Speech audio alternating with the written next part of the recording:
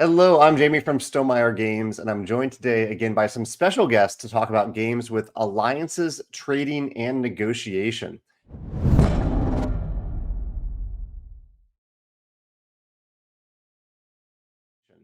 I'm excited to talk about this topic. This isn't the style of game that I play all that often, but when I do play it, I really enjoy it. So I'm excited to hear the thoughts of Tonka, George, and maybe Richard if Richard joins in. We're expecting maybe one other person to pop in here today. So why don't we start by going? We'll go Tonka and then George and then me. Share who you are, introduction, and why you were excited about this topic today. Tonka, we'll start with you. Yeah, sure.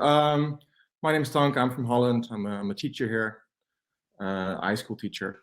I'm 31 years old, and I'm excited about this topic because over the years, my friends have been playing, and I have been playing more and more heavier games. We played Catan for years, not unlike you, Jamey. I think you played. What was the game you played for years and you're on? Yeah. And we've been gradually building up to somewhat heavier games.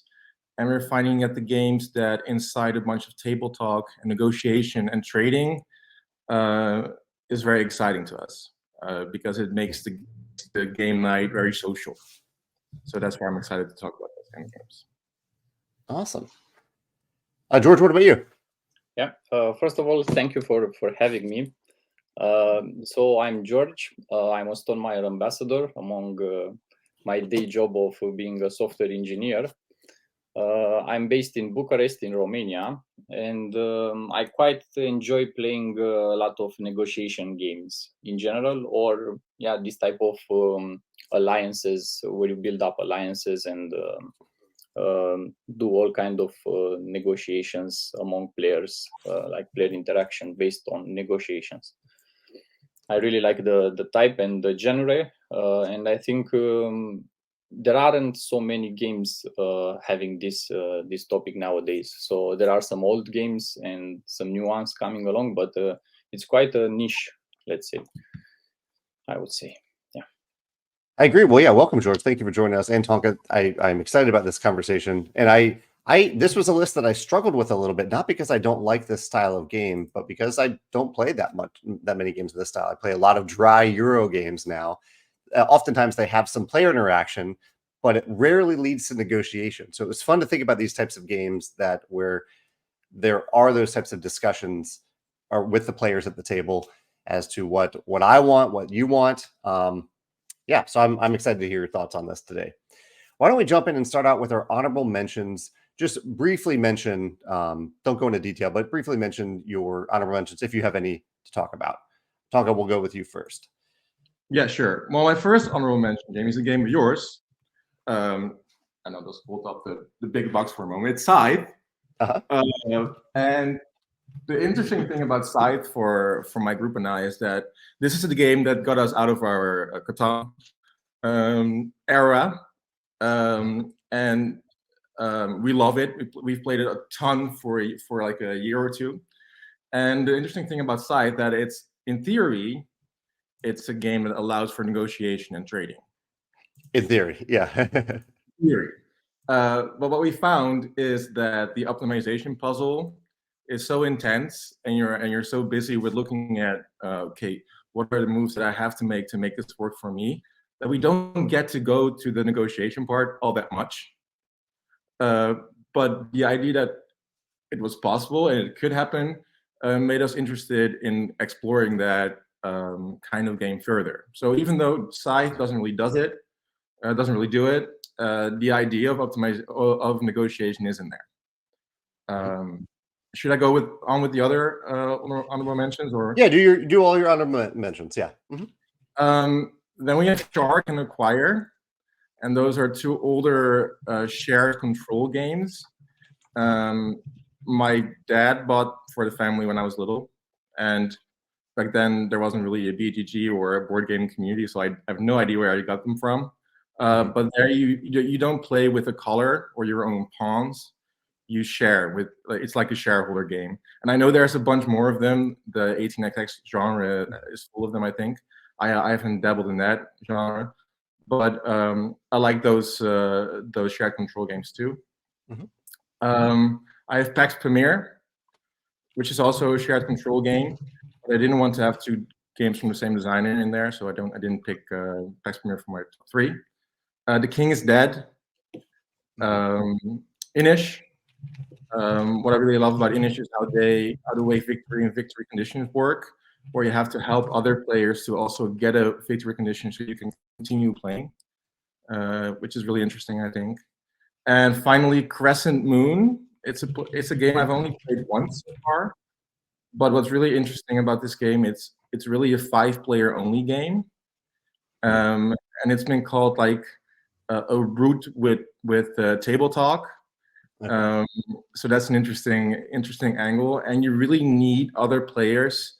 You really have this symbiosis between other players in order for you to play successfully. So that's really an interesting game too. I've only played it once, but I'm curious to play it more times. As we go through our list today, I'm curious to see how many of these games have player counts that require games that require specific player counts or 3+. I think it's maybe more difficult in this style of game to have it go down to 2, and especially go down to 1 player. Maybe almost impossible. So we'll keep an eye on that as we talk about the games today. Right. Yeah. George, what are your honorable mentions? Yeah. So for me, I would start with a bit of mixed feelings, but I would say Monopoly. Monopoly, I would say it for first, but of course I also enjoy. I haven't played Monopoly since I was a little boy, but nowadays I'm mostly into Root, Oath, and maybe also some lighter ones like Mafia, if you know it, and Rising Sun. I also mention it as my honorable mention, and of course Queen's Dilemma. King's Dilemma. Queen will come. And one which I truly, let's say, enjoy for a couple of months now is this one here. Let me show you.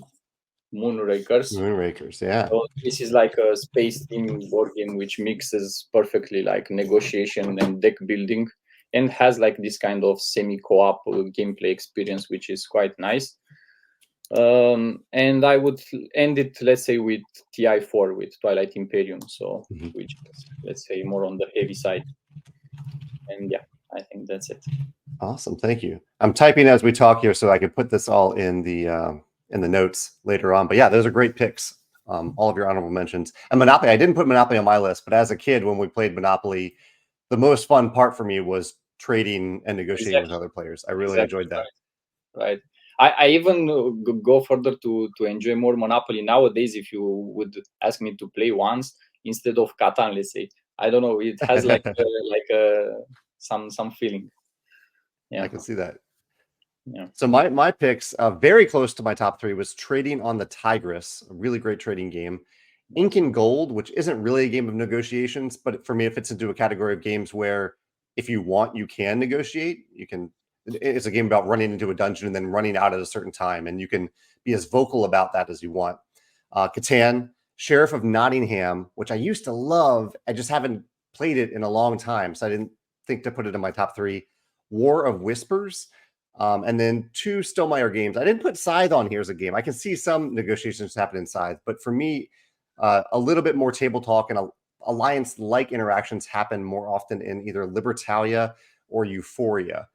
Euphoria, when you're constructing markets together with other players. So those would be my Stonemaier picks for this category. But we really don't have any games that go deep into alliances, trading, and negotiation. Well, I'm excited to dive deeper into your top 3 picks. Tonka, why don't you share your number 3 game that uses one or more of these categories? Yeah, sure. I tried to come up with a definition to build my top 3. And the thing I came up with was a game with shifting alliances requires its players to manage their relationships to other players in a meaningful way throughout the game. That was my definition.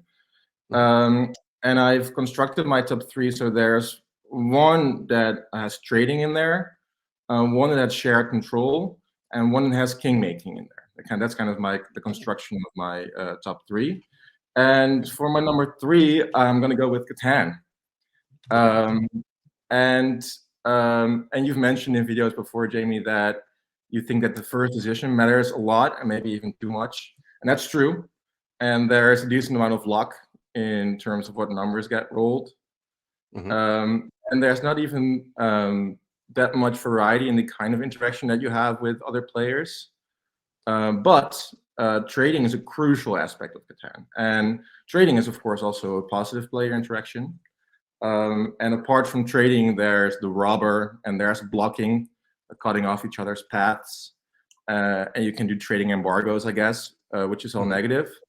But my group and I, we have built such a tradition of playing Catan together. It remains really fun to play. And I think it changed from being a like full event game to now it being a filler game. We can play a full game of Catan in like 40-45 minutes now. So we can play it at the end of the gaming night or at the beginning. And we can play it while having a lot of fun and conversations on top of it.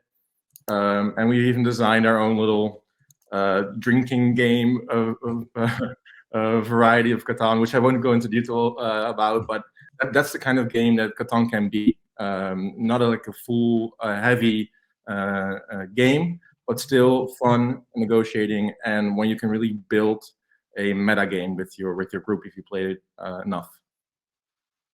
One of the things that I think makes trading work really well in Catan too is that it is really difficult for any player to have all of the resources they need to do the things they want to do.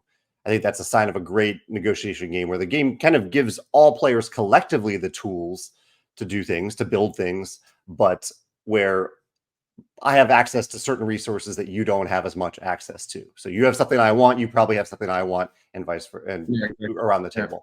I think Catan like does the that really notion well. of a closed economy or closed resources, like to The call closing. them. Yeah. Yeah. Yeah, I think that's a great pick. Catan at number 3. George, what's your number 3? Well, for my number 3, I don't have the cover or the box to show, but for me it's Sheriff of Nottingham. It is okay, cool. Yeah, the second edition actually. I quite enjoy a lot this game, and especially if you mentioned in our early video that it's required, let's say, a specific number of players. I think it's better if you play it with maybe 4. Because with 1 or 2 maybe it's not the same experience. So my group and I, we typically play it in 4, and the game is one player is the sheriff, of course, and everybody takes turns for this role, and while the rest try to sneak goods and pack while the rest try to sneak all their goods into this kind of envelopes. Sorry, I have a bit of and then this is done by presenting the envelopes to the sheriff and then declaring what it's in the envelope, if it's true or false, and so on. And and you can of course bribe. There is bribery, and the sheriff can open the envelopes, and if the players didn't lie, then he pays a penalty, and vice versa. If players sneak the goods by successfully, then they get paid the worth.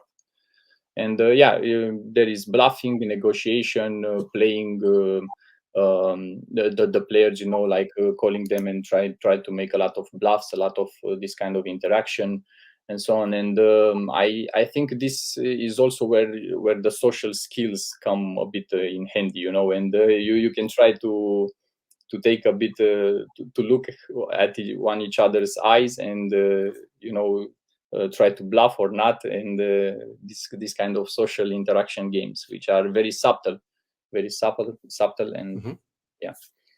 So yeah, my number 3 should be Sheriff of Nottingham.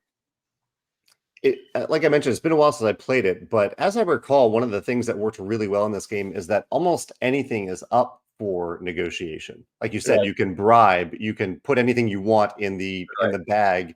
I think you could even make future things. Like you can say, okay, if you take this one bad thing now, Exactly. I won't do it to you again in the future, or I'll give you $10 later. I love that openness. Exactly, and then you can even don't keep that promise. Right. Yeah. Tonke, have you played this one? I have no. Isn't there like a social deduction element in there too, in this game? There's no hidden Well, I guess there's a little bit of hidden information. There's no hidden roles in the game, but what you put into the bags is hidden until the moment that someone pops it open. So I think that's where that comes into Sheriff of Nottingham. Yeah, this is a great pick, George. Talking about this makes me want to get it back to the table. Yeah. So that is Sheriff of Nottingham as George's number 3. And there's one, I should have mentioned Sidereal Confluence. I'm curious if either of you will mention that one later. No, you won't. Okay, so that isn't on my list, but that's another great trading game where you have other things that other people don't have. But at my number 3, and I'll pull it up on the screen here, is a game that I also haven't played in a long time, but I really love my plays of it, and that is Risk Legacy. I played a lot of Risk when I was young. As an adult, I love the Legacy version of Risk. And similar to what Tonka said earlier about that meta game that forms with your group, I think in a Legacy game, that meta is a lot of fun. Like, it's a big part of a Legacy game where in Risk Legacy, where if I am asking you in this one game to not attack me in South America because I really want South America for this game, that your commitment to that, your agreeing to not do that, might carry over into how we interact in the next game. So having those negotiations, those alliances last more than one session of the game, I think is really, really neat in Risk Legacy. I think it's possible to play Risk without doing any negotiations. There'll still be lots of player interaction. Should bring it up on the screen while I'm talking about it. But I think the game excels when you have that table talk, when you're trying to convince other players to do something or to attack you or attack someone else or to leave you alone. I think that's a major selling point and a major fun point of Risk Legacy. Have either of you played? Did you think of Risk for this category, or did you think have you played Risk Legacy? Yeah, I actually wanted to mention that I'm at the 3rd game, and my group and I just stopped and then postponed it, took other games to the table, and then just forgot about it, and time passed. So now it will be a bit strange to retake it because I'm to continue playing it, because it has been like 3 years or something like this, and it's not that good. But I would like to do it once, one day. And sorry, Tonka, you wanted to say something, and I just I would really like to play it too, because my favorite kind of campaign or legacy game is a game that already works as the core game itself, and I really like Risk, so I'd be really curious to play the legacy version of it, but I haven't come around to it yet.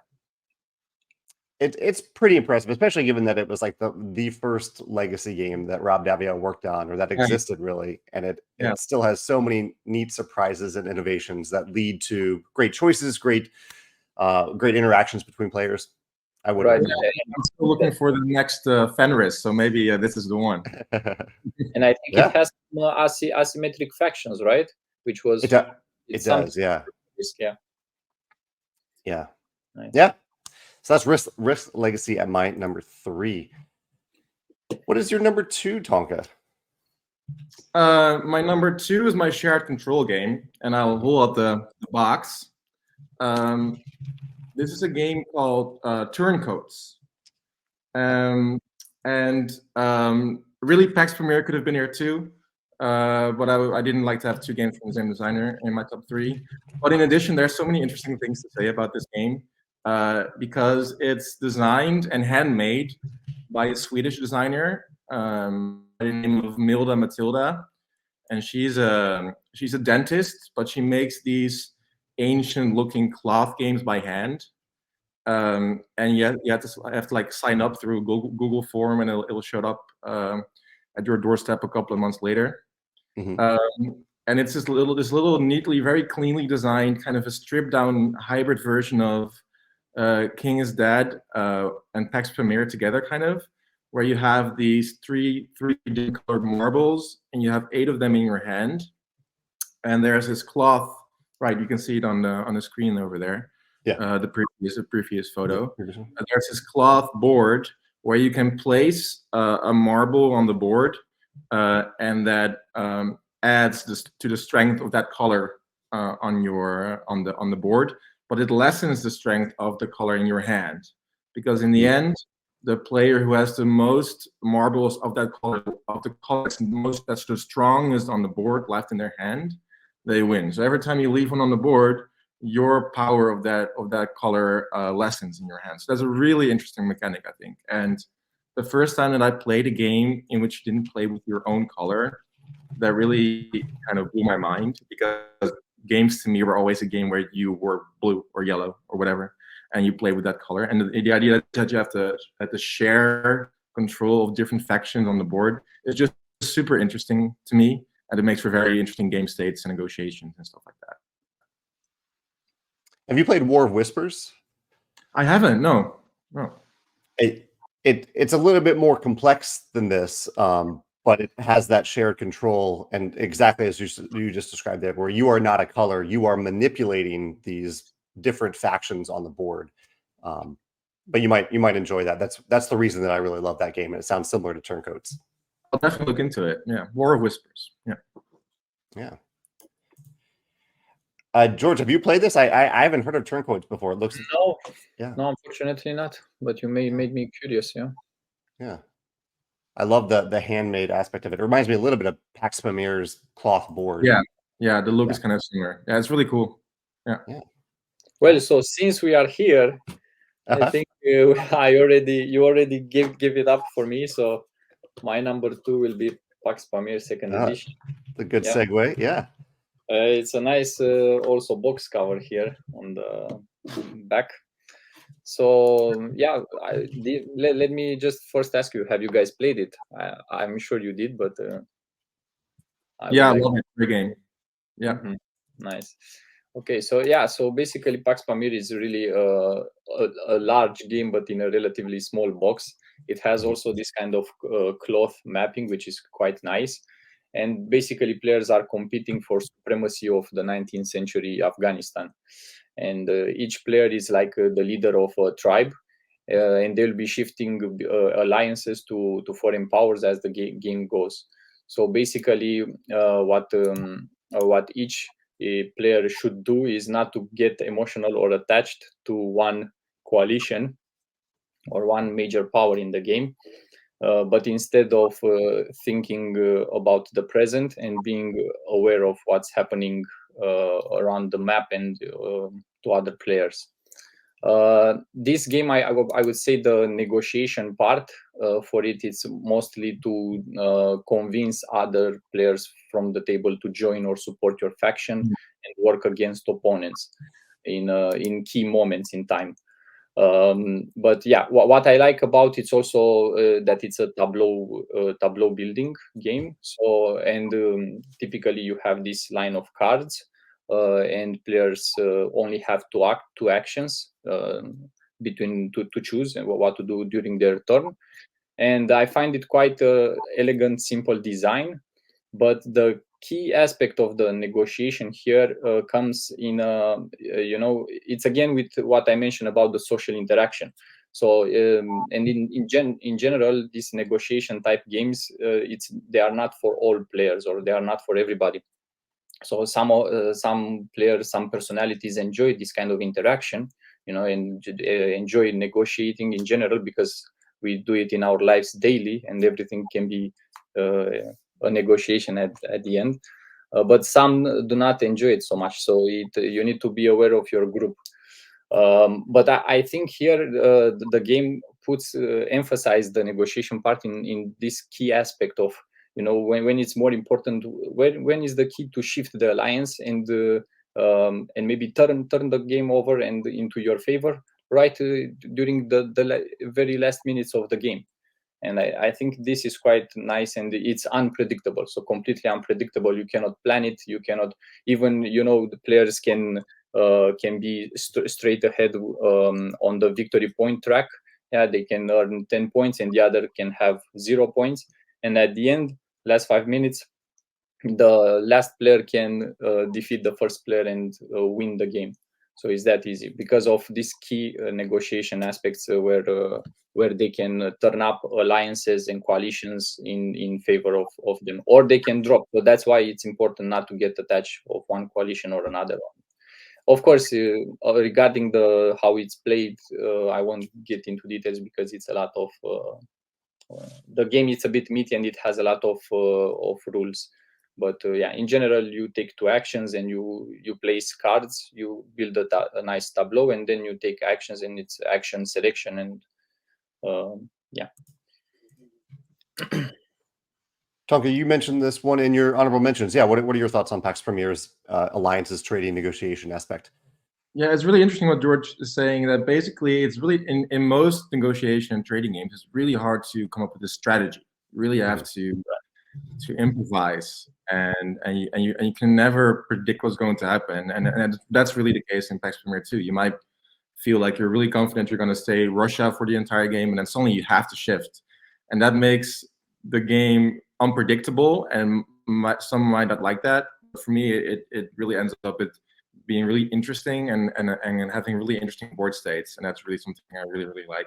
So I totally agree with George. And in our group, actually, we try to mix up all kind of strategies. For example, it's pretty funny. We try, for example, to stick to one coalition or one faction, just like to honor it or something like this. And we try to see what happens to that player. So if the player doesn't change the coalition at all, so for example, they stay Afghan the entire game, they build up some cards, and of course, the other players at the table, they will be focused on them because they will build up a great engine, and they will have like gifts and a lot of victory points, and everybody at the table, they want to be against him. And actually, there are some cases in which the player who sticks to one coalition wins the game. But again, it's strategy in the middle, and because he also negotiates with the others to leave him alone, and yeah, like important key moments in the game, which makes it possible. But it's nice to have this kind of mini experiments, like let's stick to one coalition, or let's get rid of the coalition fast, like change the coalition 5 times in one game and see what happens, or never change it at all and see what's the outcome and compare it. And have you played it, Jamey? I've played it only once. It's been a while. Yeah, I don't remember all that much about it. So it's been interesting to hear you two talk about it. I can tell you really love this game, George. Yeah, I think it catches me also because of the historical aspect. Yeah, because you learn also history while playing it. Yeah. It's a bit of education. And maybe for you, Jamey, it's harder to play these kind of games because you have to play so many new games all the time. And some of these games, I think, benefit from a repeated play. Build that meta and to try out those different strategies and board states. So I think it might be a difficult kind of game genre of games for you to get to the table. I think that is true for sure. And that actually is a good segue into my number 2 pick, because it's a shorter game, and that is Bohnanza. So Bohnanza is a game that, similar to a more recent game, Scout, you cannot rearrange your hand. This is a game with really constraints that lead to interesting trading and negotiations. The constraints being that on your turn, you must play the card that's to the farthest to the right of your hand. Usually, I think you can order your hand either way, but on one specific side of your hand, generally the right side, you must play that card, and you may play the next card. So that's constraint number 1. The other constraint is that you can only have 2 piles of cards in front of you. You can expand that during the game, but generally 2 piles of cards. And so in this example here, if I'm not going after black-eyed beans, if I can't move this black-eyed bean card out of my hand through trading and negotiation, then I must play it. I must play it, and that might bump one of my more lucrative fields off the table. I have to retire that field and put down this card that I don't really want. And so those 2 constraints, 3 constraints: that you can't rearrange your hand, that you must play 1 card, and that you only have generally 2 fields, then opens the game up to all this trading that you can do. It encourages players to actually trade cards that they might otherwise want. Like, this is a pretty good card, this black-eyed bean card, but if it doesn't happen to fit into the fields that I'm building up, then I might try to get rid of it so I can have this card. I think this is a wax bean card. So that might be the card that I must play, that I can play into maybe a field that I've been growing with a bunch of wax bean cards on it. So such a clever little game. like you said, Tonka, it's hard to get these longer trading games to the table oftentimes, multiple times. But Bohnanza is a game that I played many times because it is relatively short compared to some of the other games in this genre. Have either of you played Bohnanza? I played it once. So Just once. Yeah. And George, you haven't played I Bohnanza? I haven't, but you made me curious about playing it, and I definitely heard about it from the hobby because it's quite a big name. Yeah. Yeah, I think it came out. I looked it up here. I think it came out in 1995, so it's been around for a long time. I don't know. Yeah. And is it out of print or you can find it? I think it's still in print. Yeah, it's an Uwe Rosenberg game. Yeah, I think it's in print still. Nice. Yeah. So that is Bohnanza at my number 2. We're down to the number 1 picks. I'm very curious to see what you two picked for this. Tonka, what is your number 1 favorite game? Yeah, I'm gonna treat the box art like an encounter from Scythe because you have to enjoy the art. It's Oath by Cole Worley, and Worley, the designer of this game, he did a really fascinating talk. I think a convention called GDC. I think it's called. I'm not sure. In which he defended the notion of kingmaking as kind of you can use in your board game design.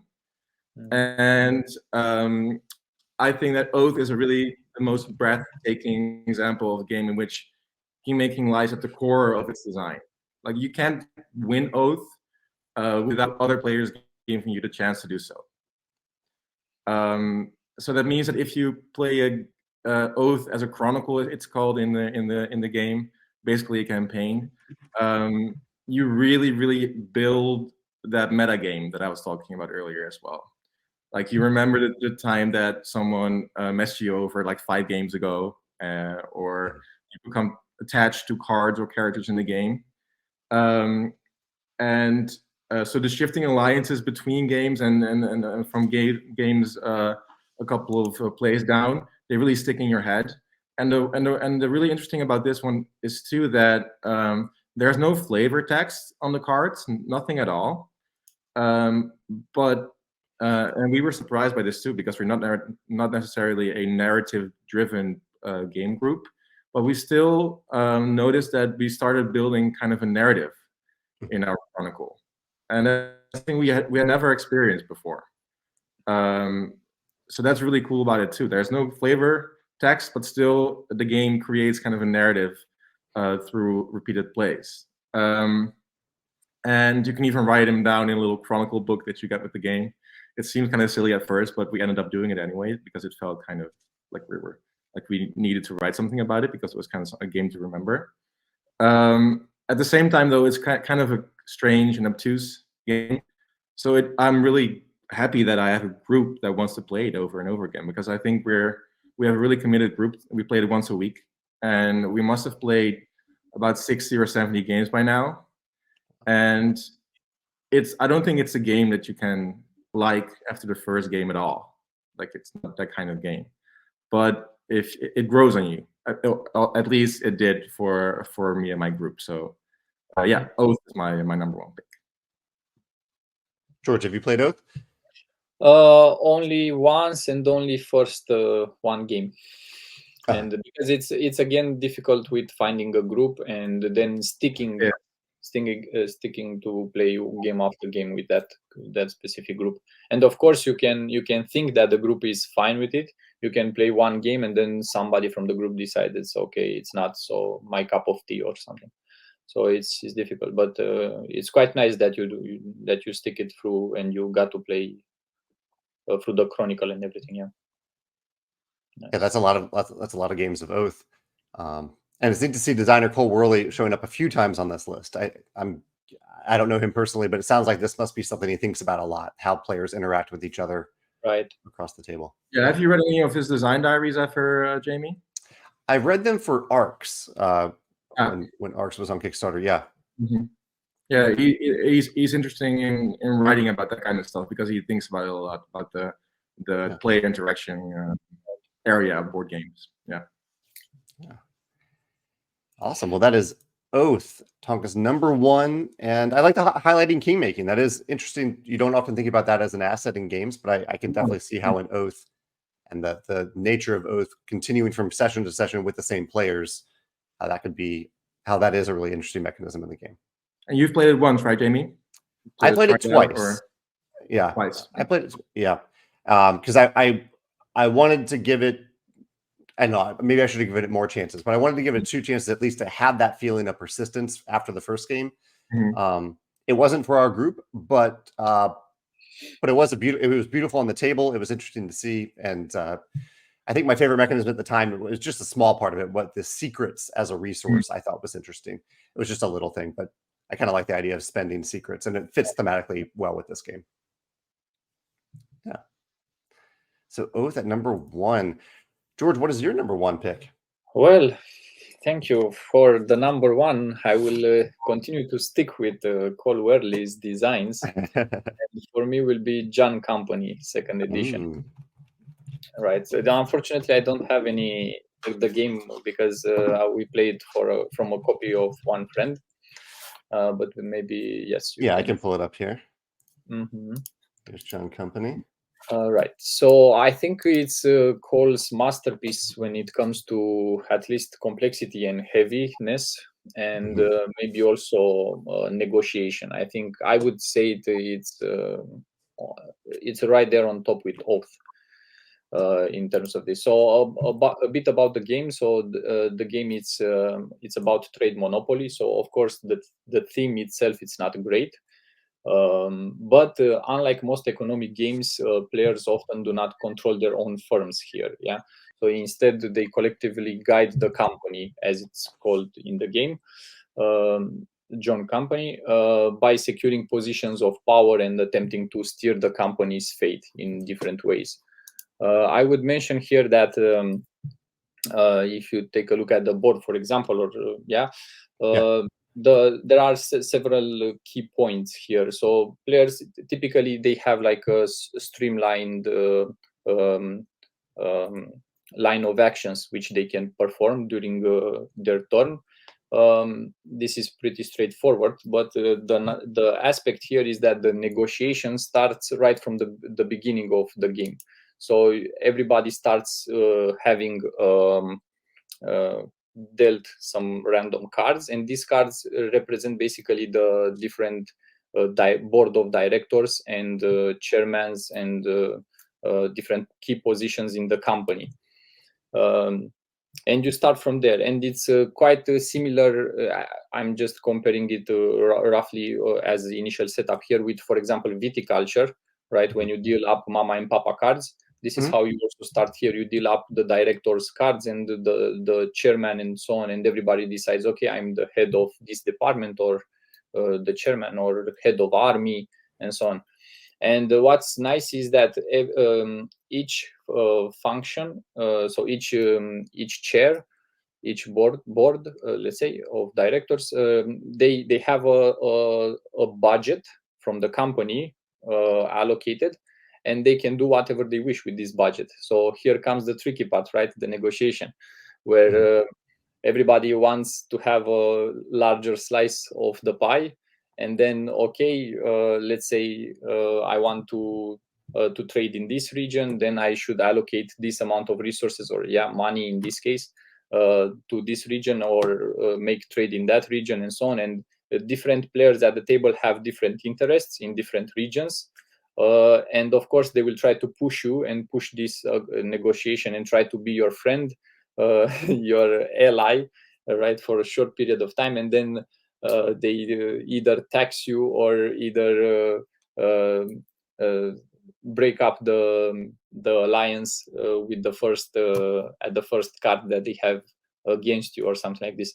So it's quite powerful. It can not, I wouldn't say like destroy friendships or so on, but it can put you in difficult key positions in which, if you are also competitive as a personality, it can put you into key positions where you can find yourself needed to negotiate like very harshly one with another. And also from our experience or from our group, in my case, I'm lucky because I found a group which enjoys negotiation games, and especially this game. And but it's quite important for players to have played it before, like several times, because it's quite heavy and you don't get the feeling of it from the first couple of plays. Like from first play or second play, you don't understand exactly what's happened barely at the end of the game. So and also to get the rules straight, you need a couple of more plays.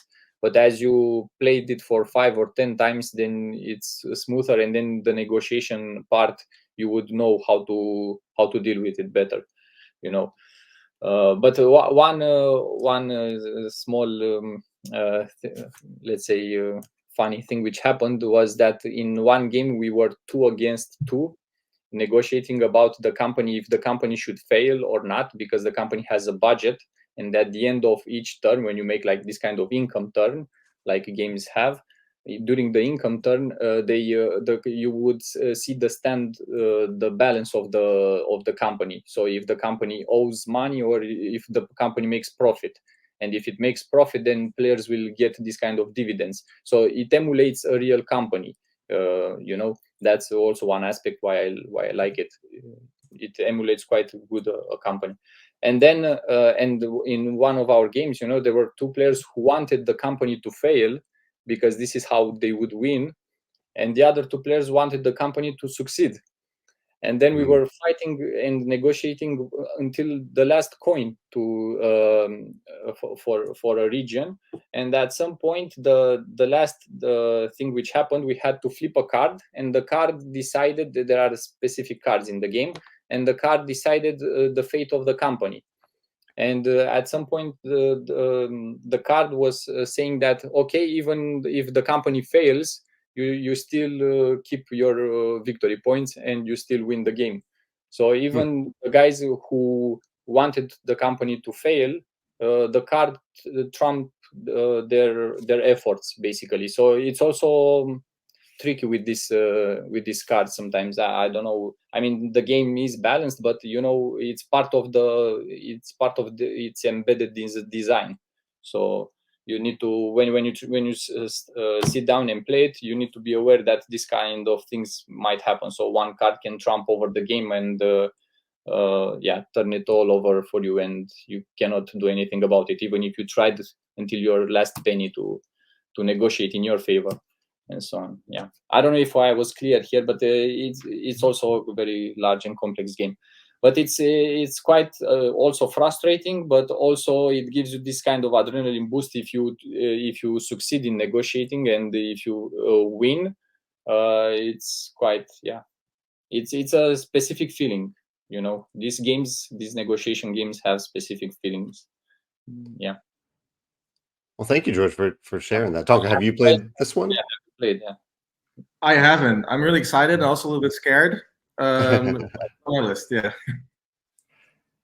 I have a friend in my group who owns this, and he's the friend that often brings little trick-taking games that take like 15 minutes. But he also has this game that he says he's had some really good experiences with, and he says there's even some push your luck in the game, which is a way to hook me into a game.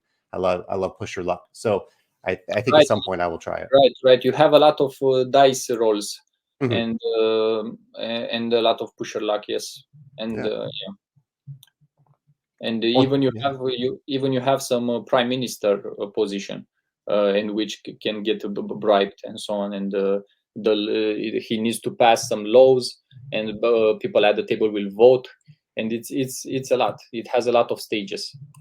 Nice. But it gives you a unique experience, in my opinion, if you would try to play it once. Yeah. Well, thank you, George. That's John Company's second edition as George's number 1. And that last thing you said is a good segue into my number 1, which is The King's Dilemma, which George mentioned earlier a little bit. I've mentioned it in other videos because I love The King's Dilemma. And it is a game where you are essentially voting on things throughout the entire game. You're negotiating with other players to move these tokens on a tug of war style track, where you are incentivized to have certain tokens end up lower on the track and other tokens end up higher on the track. And the whole entire game, I couldn't find an example here, probably because they're avoiding spoilers, but the entire game is that a card is revealed, And on that card, there are two choices. Like it might say, do you want to encourage the king in the king's dilemma? Do you want to encourage the king to raise taxes, or do you want him to leave things the same? And you'll go around the table and share what you want to happen, and you'll essentially try to bribe each other and convince each other to join one side over the other. And you'll cast votes. You have this vote style currency to determine which option will be chosen on the card. And the option you choose will impact not just the rest of that game session, but also the rest of the entire campaign, because it is a legacy style campaign game. And so the entire game is just negotiating and voting on choices and trading and bribing and forming alliances about some motivations. Because I might share a motivation with you for like with that tax example, I might want the kingdom to make more money. Maybe that helps we have these little character mats that have different motivations. Maybe that's what my house in this kingdom really wants. And that's maybe what happens to be what you want in that moment too. But we might then have a different vote later on about a different topic where we're on very different pages. We're not forming these alliances over the course of the game. We're forming them for individual votes. And I had a blast with it. And it's actually, I played this Tonka with the same group that we tried Oath with later. And I think we loved King's Dilemma so much, and it's very different than Oath, that I think we were hoping for more King's Dilemma in Oath, and that wasn't what we got. And so we maybe even didn't give Oath a fair chance due to that. But fortunately, the King's Dilemma does have the sequel coming out. George mentioned it earlier. The Queen's Dilemma is coming out. And so we're going to get back together with the same group and play that, and I'm sure we'll have a blast with it. Go ahead, George. I'm curious for you, Jamey, how was your experience with King's Dilemma? Because you designed Charterstone, and I remember that Charterstone, when it came out, this is when I also learned about Stonemaier for the first time, and it's quite a nice design and very. I already am at my third play of Charterstone, let's say, but I'm curious how was it for you when you played King's Dilemma, if you got reminded a bit of Charterstone? Because I saw the picture that you just posted now about King's Dilemma, and I saw the little cards and the little with writing, and it's also legacy style. And I don't know how was for you. I mean, in your mind, did you criticize a bit the design, or criticize it but in a good manner or in a good way, like say, okay, this is how they did think about it, and I was thinking about this also, or I don't know, this kind of design challenges, or maybe a little bit. I mean, thematically, there are some thematic connections here. Right. I'm not talking about negotiation, because it's not totally different and so on. Just the legacy and aspect, and because it certainly came to mind a little bit as I was playing it. But in general, I love legacy games. That's why I designed one. And so I like to see different types of legacy games. Really, the game that is really, really similar to Charterstone is The Rise of Queensdale, which also is a negotiation game, but it has very similar aspects to Charterstone, executed in different ways, but very similar. Tonka, have you played King's Dilemma? No, I haven't, but it's on our list, I think. And all my friends played it, and I liked it a lot. But maybe the reverse will happen. What happened to your group, that we are expecting Oath. We'll see. And Jamey, are you interested in exploring the negotiation mechanic further in your designography? I am, yes. These games, I love playing games with other people. Like, that's why I play it for the social interactions, the things that we do at the table. And oftentimes that is just like engine building and me maybe admiring what someone else creates. But it is something that I would like to incorporate into our games more often, especially like that the little mechanism in Euphoria where you're trying to build a market, and it's tough for you to do that on your own. And so you turn to other players and you say, hey, can you help out with this? I really like that form of negotiation. And what we talked about with Catan, and I mentioned Sidereal Confluence, the idea where I have access to some resources that you don't have access to. That is something I'd really like to play around with in a game. Or like in Pax Pamir, when you have the close economy with the money. Also. Exactly. Yeah. So it's something, I would say it's difficult for me to design this type of thing as a designer, but that makes me excited. I like the challenge to try something that is outside of my wheelhouse. Yeah. Cool. Do you two have any, you look for, awesome. Do either of you have any games that you either crowdfunded or pre-ordered that you're excited about in the future that have alliances, negotiation, or player interaction like this that you are excited about? Well, I think for me, Queen's Dilemma. I think, Queen's yeah, I'm. For me, it's Arcs, Yeah. and I don't know how much negotiation will be in there. It's a 3-game campaign, I think, Mhm. and I'm sure there will be kind of wonky mechanics in there. I don't know how much of a negotiation game it is, but I'm looking forward to that one. Yeah, as I was doing also the list, and the browsing, I saw that there are quite few games of negotiation in general and alliances and so on. This type of, there aren't so many on the market. Yeah. So Yeah, I think looked there at that list too on Board Game Geek, and even a lot of them, they were games where that it was listed in that category, but they didn't even really. I played those games, and they didn't really feel like negotiation games. So it was good to Yeah, think about and hear your exactly. thoughts. I think they also stretch it a little bit. Yeah. Yeah. Well, thank you both. I really appreciate your time and sharing your insights on Cole Worley's games today and a few other games as well. Yeah. And Yeah, Jamie, appreciate it. Thank you very much for having us. Yeah. It was a pleasure. Great. All right. Well, thank you both. And anyone watching this now, in the future, let us know your favorite games with trading, negotiation, player interactions of this style. We'd love to hear your thoughts in the comments. All right. Thanks.